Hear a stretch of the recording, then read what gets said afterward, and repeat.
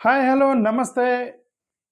Jemima Rodrigues అమ్మాయి cricket ఆడుతూ Pakistan captain Fatima సనాని షేక్ హ్యాండ్ ఇచ్చిందంట, వాటేసుకుందట. దేశద్రోహం అసలు ఆ తమ్మునేళ్ళు ఏంటి భయ్? నాకైతే అది ఎలాంటి తమ్మునేళ్ళు పెడతారు? దేశద్రోహం, దేశం అన్యాయం చేసింది, వామ్మో ఇక అయిపోయింది, భారతదేశానికి అవమానం తీసుకొచ్చింది, ఏం తమ్మునేళ్ళు పెడుతున్నారు భయ్? Okay, she a cricketer. అమ్మాయి ఇప్పుడు జెమీమా రోడ్రిగ్స్ అనే ఒక అమ్మాయి క్రికెటరు, ఇంటర్నేషనల్ ప్లాట్ఫామ్ మీద ఆడుతుంది. అది కూడా ఒకవేళ ఫర్ ఎగ్జాంపుల్ ఆ అమ్మాయిని ట్రోల్ చేసే వాళ్ళకి చెప్తున్నా, ఈ ఈ సదరన్ బ్రేవ్ అనే క్రికెట్ టీంకి ఆడుతుంది అక్కడ యూకేలో. ది 100 అనేటువంటి టోర్నమెంట్లో సదరన్ బ్రేవ్కి ఆడుతుంది జెమీమా రోడ్రిగ్స్. అక్కడ యూకే కంపెనీ వాళ్ళు ఆఫ్కోర్స్ జిఎంఆర్ వాళ్ళు, ఈ జిఎంఆర్ వాళ్ళకి ఎంత 41% షేర్ ఉంది, బట్ రిమైనింగ్ 51% యూకే కంపెనీది. వాళ్ళకి రిస్ట్రిక్షన్స్ ఏమి లేవు, పాకిస్తాన్ బంగ్లాదేశ్ ఇవ్వలేదు, మంచి క్రికెటర్స్ మొత్తం తీసుకున్నారు. ఫర్ ఎగ్జాంపుల్ సదరన్ బ్రేవ్ వాళ్ళు ఆ పాకిస్తాన్ నుంచి ఈ ఫాతిమా సనానే కొన్నారనుకోండి, ఇప్పుడు ఒకే టీంలో జెమీమా ప్లస్ ఫాతిమా సనా ఇద్దరు ఆడేవాళ్ళుగా. ఆడేటప్పుడు మాట్లాడరు, షేక్ హ్యాండ్ ఇవ్వరు, ఏముంటారా ఒకే టీంలో ఉంటే.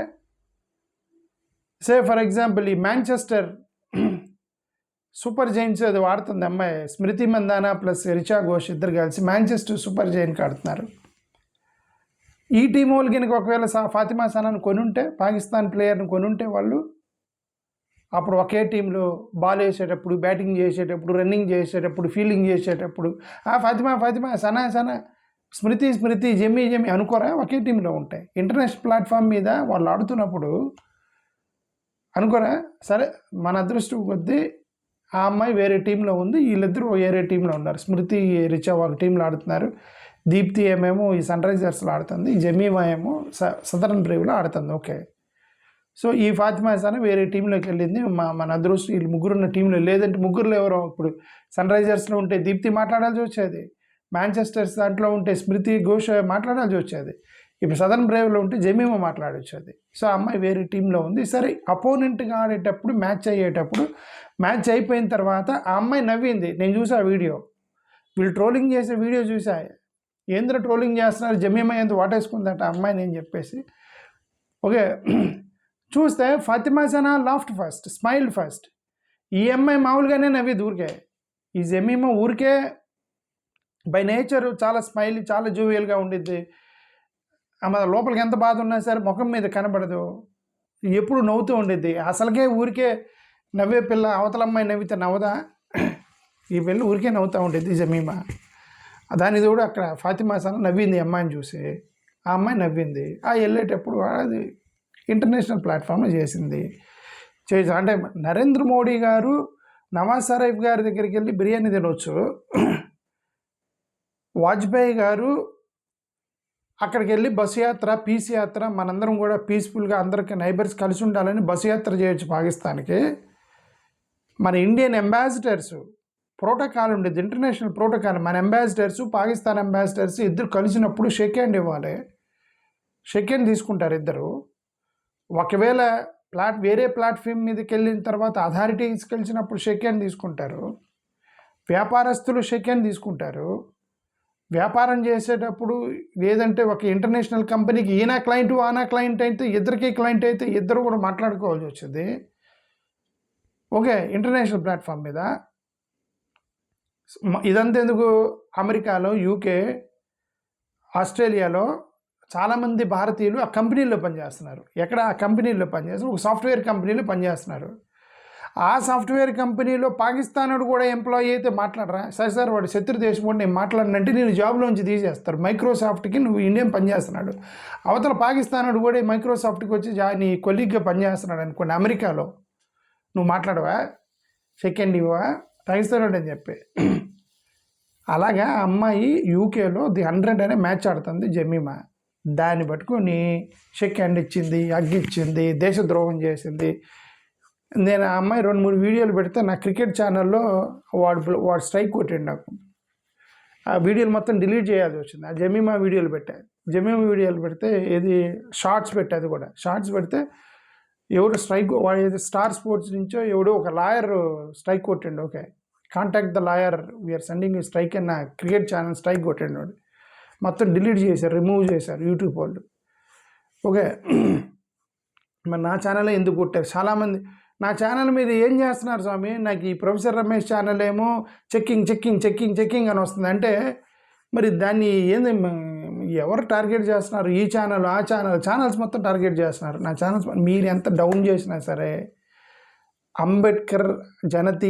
అంబేద్కరీయ Janata Party will not become down, Ramesh will not become down. మీరు దాన్ని డౌన్ చేయడానికి ట్రై చేయకండి. ఓకే సార్, నేను అల్టిమేట్గా ఏంటంటే జమీమా ఆ వీడియో చూసే నేను, అది ఇంటర్నేషనల్ ప్లాట్ఫాము, మ్యాచ్ అయిపోయిన తర్వాత కట్టేసి యుద్ధం జరుగుతుంది, భారతదేశానికి పాకిస్తాన్కి యుద్ధం జరుగుతుంది. యుద్ధం వేరు, సైనికులు కొట్టుకుంటారు. ఓకే సరే, ఆ బాగా టెన్షన్ వచ్చినప్పుడు భారతదేశంలో వాడుతున్నప్పుడు టీమ్గా వాళ్ళ టీము మన టీము వాడుతున్నప్పుడు క్రికెటర్స్ కొంతమంది అవాయిడ్ చేశారు. ఈవెన్ హర్మన్ ప్రీత్ మ్యాచ్ తర్వాత షేక్ హ్యాండ్ ఇవ్వలేదు, టాస్ అప్పుడు కూడా షేక్ హ్యాండ్ ఇవ్వలే. మన క్రికెటర్స్ అంటే మెన్ క్రికెటర్స్ వాళ్ళు కూడా అవాయిడ్ చేశారు. ఓకే, వీళ్ళంతా అవాయిడ్ చేశారు. బట్ జమీమా అవాయిడ్ చేయలేదు, ఆ అమ్మాయి నవ్వింది అని చెప్పి ఒక వీడియో చెప్తున్నారు. ఆ అమ్మాయి నవ్విందంటే జమీమాకి ఎందుకు నవ్వింది? అసలు వాళ్ళిద్దరికైనా ఫ్రెండ్షిప్ ఉందా, లేకపోతే ఏంటి వాళ్ళిద్దరు ఏమన్నా ఒకే దేశానికి సంబంధించిన వాళ్ళ ఏంటి? ఈ అమ్మాయి భారతదేశం, ఆ అమ్మాయి పోనీ వాళ్ళిద్దరు ఏమైనా క్లాస్మేట్స్? ఎందుకు నవ్వింది ఆ అమ్మాయి? ఈ ఫాతిమా చూసి అమ్మాయి నవ్వింది. ఆ అమ్మాయి నేనేదో చెప్పాను కదా, ఊరికే నవ్వే పిల్ల, అసలు దాన్ని ఫాతిమా నవ్వింది అని అమ్మాయి నవ్వింది. అదే smiling, that is a video. ఏమో మరి ఫాతిమాకి ఏమేమో ఇది ఎందుకు కనబడిందో. ఓకే, మరి ఆ అమ్మాయి మనసులో ఏముందో మనకు తెలీదు. జమీమాతో కంఫర్టబుల్గా ఫీల్ అవుతుందేమో. జమీమాని కూడా ట్రోలింగ్ చేశారు. అసలు జమీమా కేసు మీకు తెలుసు. జమీమా కేసు ఇక్కడ ఏమైందో, వాళ్ళ నాన్న, జమీమా వాళ్ళ నాన్న క్రికెట్ క్లబ్లో మెంబర్గా ఉన్నాడు. రోటరీ క్లబ్ అని మెంబర్షిప్ ఉంటాయి కదా, రోటరీ క్లబ్, ఆ క్లబ్ ఈ క్లబ్ మెంబర్షిప్ ఉంటాయి కదా. ఈ మెంబర్షిప్ ఉన్న వాళ్ళు ఆ యొక్క ఆఫీస్, ఆ క్లబ్లో ఉన్నటువంటి ఆఫీస్ని మీరు మీటింగ్లకి ఫంక్షన్స్కి వాడుకోవచ్చు. ఎందుకు? Because you are member of that. Rotary club ఉంది, దానికి ఒక ఫంక్షన్ హాల్, మీటింగ్ హాల్ ఏదో ఒకటి ఉండేది.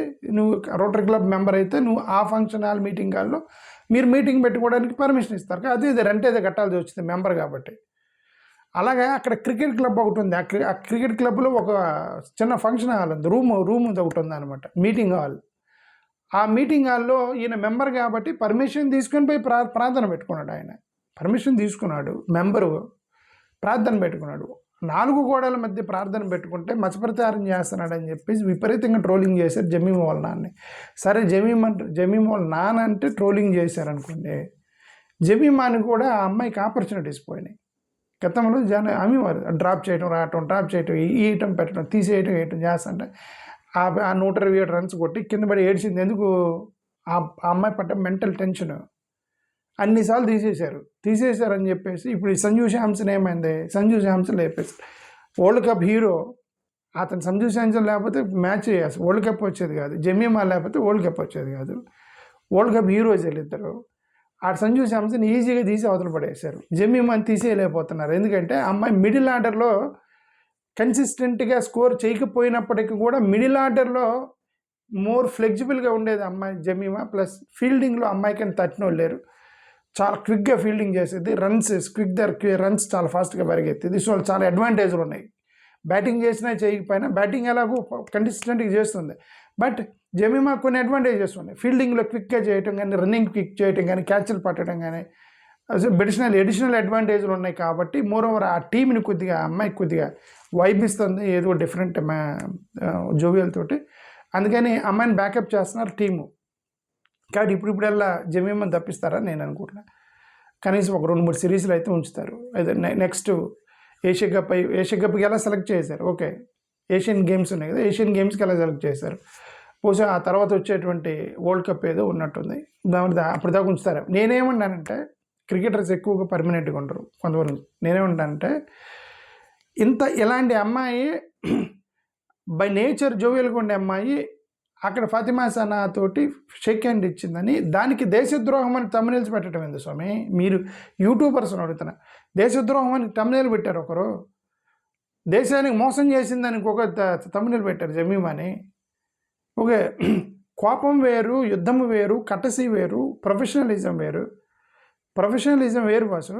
ఇది అందరూ చేస్తారు, నేను అదేగా చెప్తున్నాను. అంబాసిడర్స్, పాకిస్తాన్ అంబాసిడర్స్ యుద్ధం చేసుకునేటప్పుడు కమ్యూనికేట్ చేసుకున్నారు కదండి. యుద్ధం చేసుకునేటప్పుడు ఈ మన భారతదేశానికి సంబంధించిన మార్షల్, పాకిస్తాన్కి సంబంధించిన మార్షల్స్ ఫోన్లో మాట్లాడుకొని సెటిల్ చేసుకున్నది. దట్ ఈస్ కట్టసీ పాలసీ కదా. ఇదిగోండి మేము ఏదో బాంబులు అయిపోతున్నాం, యుద్ధం ప్రారంభిస్తున్నామని చెప్పాలి అనేది ఒక రూల్ ఉంది కదా. అలా రూల్ ప్రకారం వాళ్ళు ఇన్ఫర్మేషన్ ఇచ్చారు మిలిటరీకి, మేము అటాక్ చేయబోతున్నామని వాళ్ళందరూ చూశారు. అంతే. యుద్ధం చేసుకునేవాడు ప్రొఫెషనలిజం ఫాలో అవుతుంటే బయట చూసి క్లాప్స్ కొట్టే వాళ్ళకి మీకు ప్రొఫెషనలిజం ఉండదా? ఓకే, వీళ్ళంతా కూడా ట్రోలర్స్ని ఎంత కూడా వేస్ట్. ఇదంతా దేశానికి గౌరవం తెచ్చినటువంటి క్రికెటర్ జమీమా రోడ్రిగ్స్. ఓకే, ఆ పిల్లని ట్రోలింగ్ చేయాలనుకోవటం, మనసులో ఏదో పెట్టుకుని ట్రోలింగ్ చేయకూడదు. నిజంగా మనసులో ఏదో పెట్టుకొని మీరు ట్రోల్ చేయటం అది అనవసరం సార్. నిజంగా ఆ అమ్మాయి ఏమన్నా దేశానికి వ్యతిరేకమైన కార్యక్రమాలు చేసింది సార్, లేదంటే ఆ అమ్మాయితో కలిసి డిన్నర్కి వెళ్ళింది, ఫ్రెండ్షిప్ చేసింది, క్లాస్మేట్ ఫోన్లో మాట్లాడింది, ఏంటి వేరు. అది అరే గ్రౌండ్లో ఆ అమ్మాయి అయిపోయినాక తర్వాత అమ్మాయి నవ్వింది, పోతే షేక్ హ్యాండ్ ఇచ్చింది తనది, అంతే, కథం, matter closed. That's a professional కట్టసీని దేశద్రోహంగా మార్చకండి స్వామి. మన భారతదేశం యొక్క తలెత్తుకుని చేసేటువంటి కొంతమంది క్రికెటర్స్లో ఈ అమ్మాయి ఒకటి జమీమా.